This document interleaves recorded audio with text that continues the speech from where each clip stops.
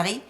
Thanks for tuning in today. Today, as you can see from the title, I want to talk to you about the aging face.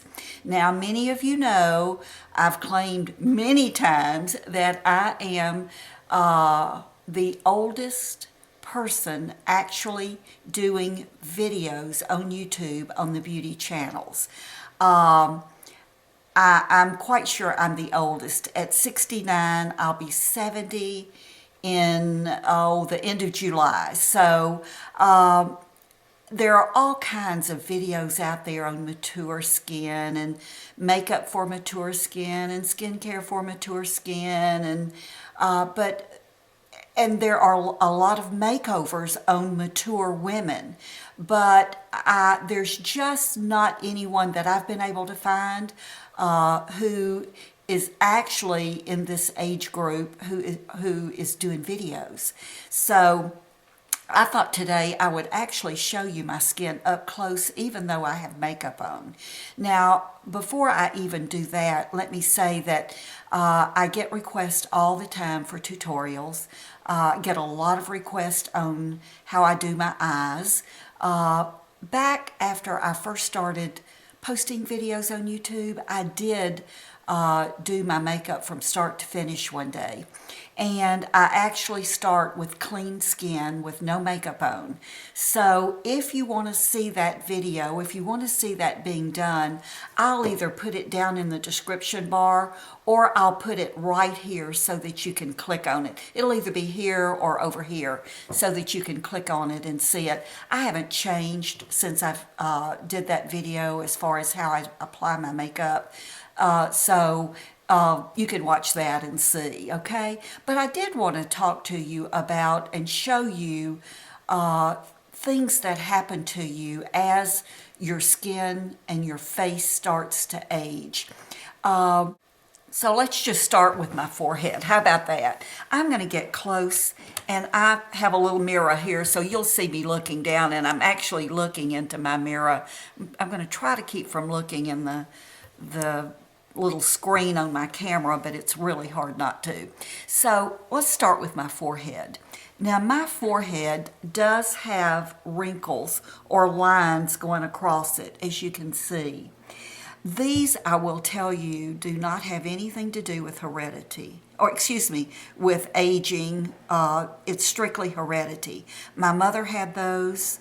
I've had them for as long as I can remember. My 40-year-old daughter has them. So that is all hereditary.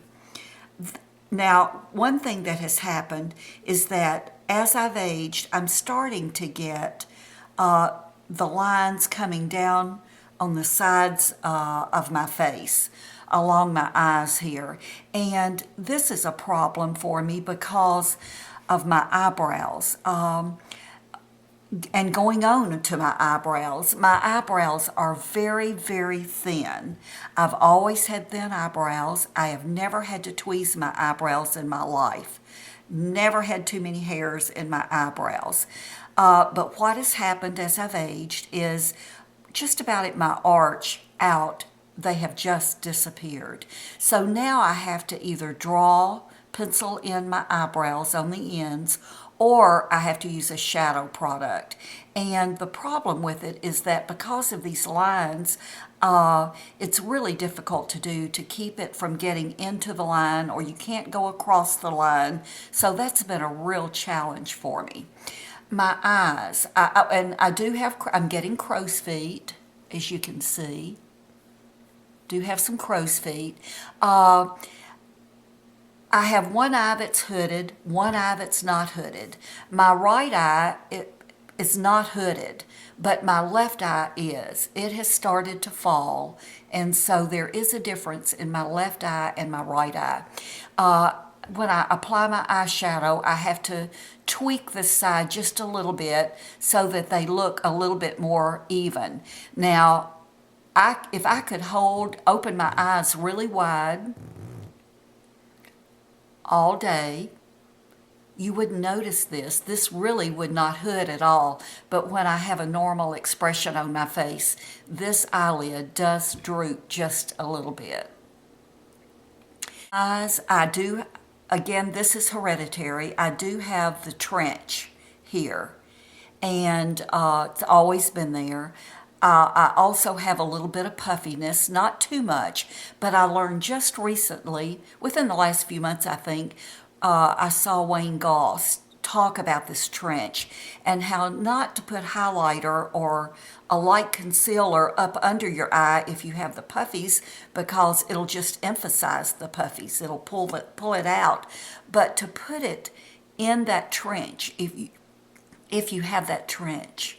So I'm learning to do that, and then I pat it on out over my cheekbone, and I'm learning to put my highlighter just in the center of my face too, to give me a little glow right there. I have right here, because my face is starting to fall, I have some a little bit of wrinkling, and just two little patches. This one is more prominent than this one. Going down, I have these lines are getting a little bit deeper. My lips, I have never smoked a cigarette in my life, but yet I have the vertical lines on my lips. A few years ago, I asked my dermatologist about it, and he said that, he did ask me if I drink out of a straw, and I have for as long as I can remember, and he said that you actually use the same muscles to drink out of a straw as you do when you puff on a cigarette. So that is probably where those lines have come from. I still drink out of a straw because I've got the lines, they're there, you know, so I continue to drink out of a straw. One thing that has happened with my lips, though, also is my lips have always been small, always been tiny, and as I've aged and my face is falling, my lips are beginning to turn under.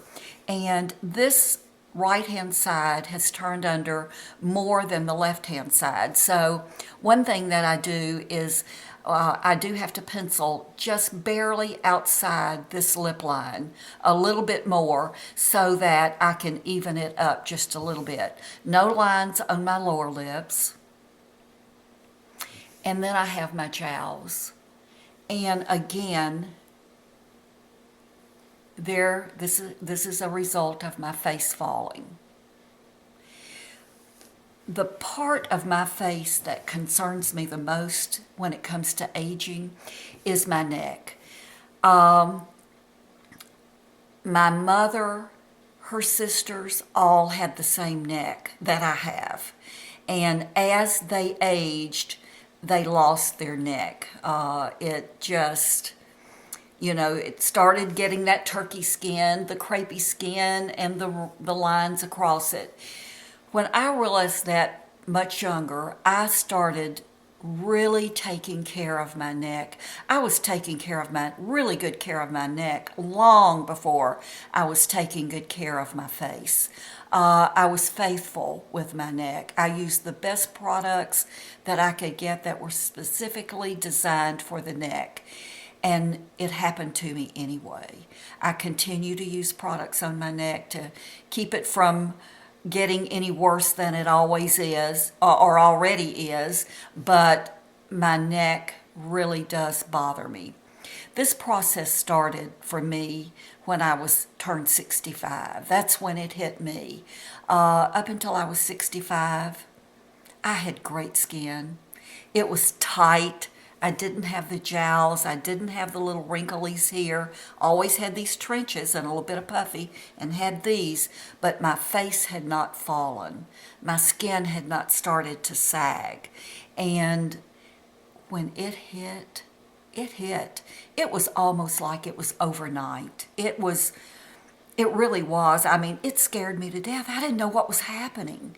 So, if you're in your 50s, early 60s, and it hasn't happened to you, it probably will. I hope for you that it doesn't, but it probably will.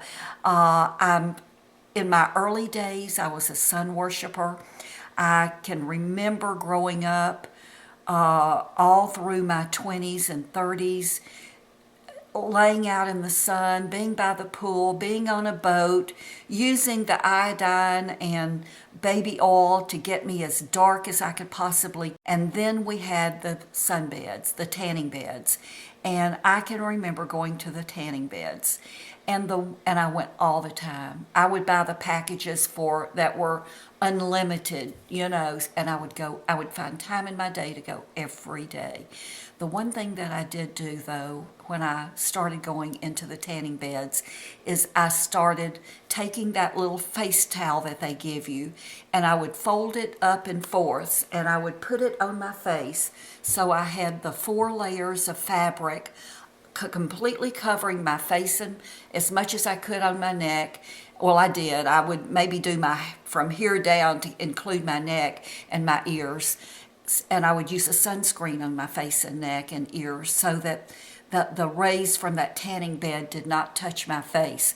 I was funny looking without makeup on because my skin would be so dark and my neck and my face would be just white as a lily. I mean, it was dramatic. And then I would use my foundation to match my body so that it would all blend in. But I'm so glad that I did not tan my face, and I'm so glad about 10 years ago when I finally realized what the sun and those tanning beds were doing to my skin, and I stopped going to the tanning bed too. When we go to Florida and I lay out in the sun on the beach, I am coated with sunscreen. I mean, coated. And my husband is he gets dark really, really fast. So he uses probably more sunscreen than I do, but he reminds me every time he puts sunscreen on that I need to put sunscreen on too. So we really do apply sunscreen a lot when we're in Florida. So this is it. This is 69, going on 70 skin. No fillers, no Botox. I've never had a filler or a Botox. Never had any kind of facial surgery. The only thing that I have had is my nose. When I was really young, maybe 8 or 10, caught a baseball and it flew out of my mitt and hit me in the nose and broke my nose. And really did not misshapen it. Had a little bitty bump right here, but it never bothered me. My parents did nothing. They did not even take me to the doctor. But when I was in my 30s, this side of my nose closed completely on the inside and I couldn't breathe, and this side was starting to close. So I did have surgery to open that up for what they call a deviated septum. He took the little tiny knot off. I did not even ask him to do it, and he did it anyway. So he took care of that, and that's it. I did not know at the time, but I understand now that many times when you have a nose job at a younger age, and I would consider my 30s a younger age, that you do have to have it redone because your nose will cave in. And I've not had that. So far, I've been very, very lucky. My nose looks exactly the same as it did when I first had it done. So either a good doctor or I don't know, he did a good job maybe, but I've not had to do that. I'm hoping that I don't want to. I'm not saying that I won't have something done at some point in time. I'm not saying that I won't get Botox or that I won't get fillers. My daughter was talking just the other day. She thinks she's seriously considering getting some Botox for her wrinkles in her forehead or her lines, and I told her, go for it, girl. If that's what you want to do, you do it. More power to you, and that's how I feel about it. When it comes to anything cosmetic, I think that really has to be a personal decision that you make for you. When you do it, I think it's wonderful. If it makes you feel better about yourself, I think it's wonderful. If you don't do it for whatever reason, I think that's wonderful too. I've said this before, and I truly believe this, but I truly feel that anything that you do, cosmetic-wise, whether it's surgery, a facelift, cheek implants, Botox, Restylane, whatever it is, you do it to make you feel better. It's cosmetic. And I don't see one bit of difference in doing that and putting braces on your teeth. I'm convinced that it's rare for us to have a bite problem in our mouths with our teeth that would justify the cost and the pain that braces involve. We put braces on ourselves, we put braces on our children, and I think you know as well as I do, it's for cosmetic purposes. It's so accepted, we don't think twice about it. When I was young and growing up, I did not know a soul who had braces on their teeth. There were never children who had braces on their teeth. I see adults all the time who have crooked teeth. I see, and they're just fine. They can chew, they can eat, there's no problems. I know that there are the exceptions to that where you really do need braces for your teeth, but I truly believe that probably 99% of the time we do braces because of cosmetics. We want our children's teeth straight. That's the real reason. We're afraid of the stigma that they may grow up with, or, we're afraid that they may be bullied or they may feel bad about themselves if their teeth aren't straight. So I think, I truly believe that braces are purely cosmetic with rare exceptions. So what is the difference in putting braces on our own teeth or braces on our children? What's the difference in that and getting a facelift or getting fillers or having work done on our face? Nothing. It's all the same, at least in my eyes. I believe we do what we need to do to feel good about ourselves.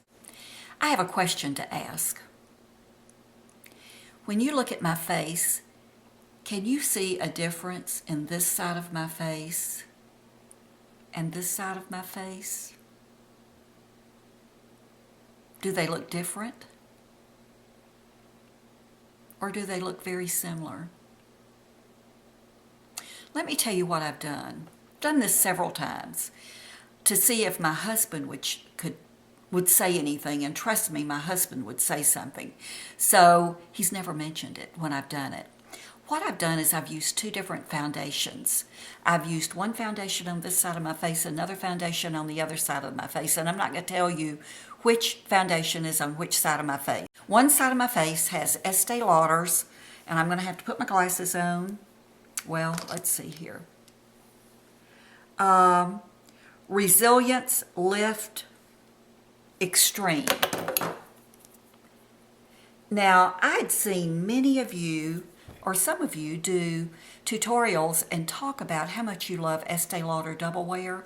So I thought I would try it, and I went to the Estee Lauder counter, and I went with the purpose of buying the Double Lift.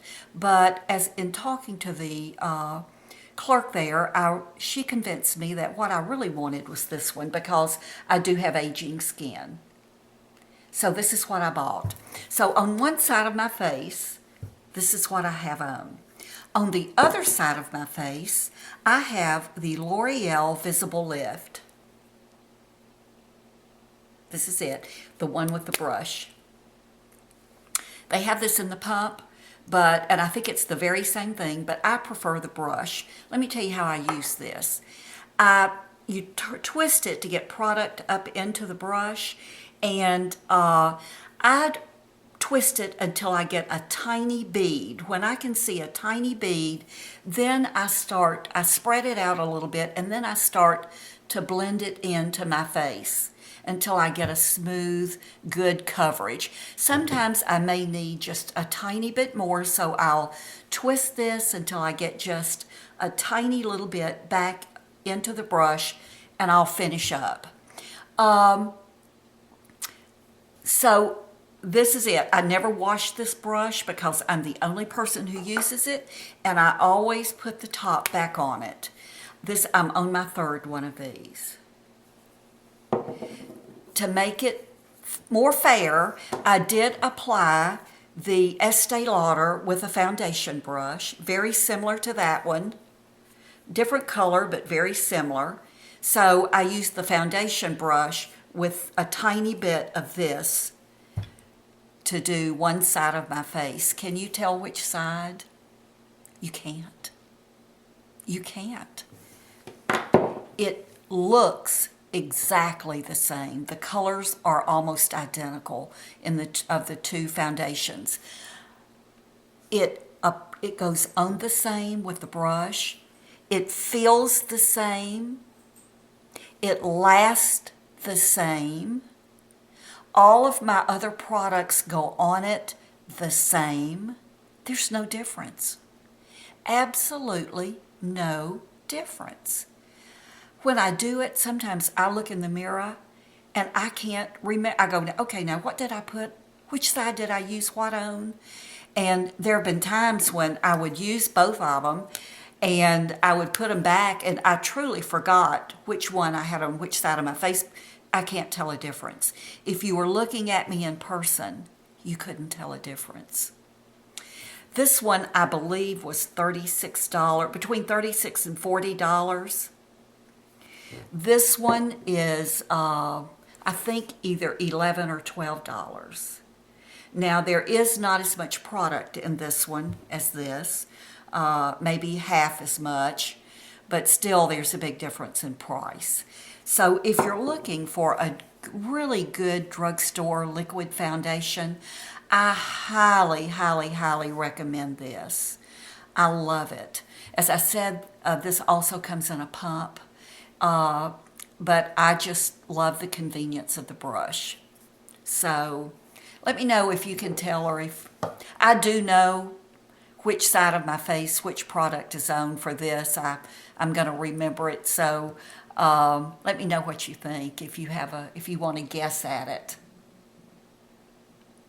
I can't tell a difference. Honestly, I can't. I will never purchase this again. I'll use it, but I'll never purchase it again. But I will continue to purchase this. I wear my Bare Minerals more than I do anything else. But when I want to change up, this is what I use, and this is what I have on today. So let me know what you think. Hope you have a wonderful day. Thank you so much for subscribing. I do appreciate you. I think I don't tell you that often enough. If you haven't subscribed yet, right here, just push that subscribe button, and guess what? You'll be notified every time I post a video. So I hope you'll watch. I hope you'll comment. I hope you'll give me the thumbs up. Love to see those. And I will see you in my next video. Have a wonderful, fun-filled, safe day. Bye.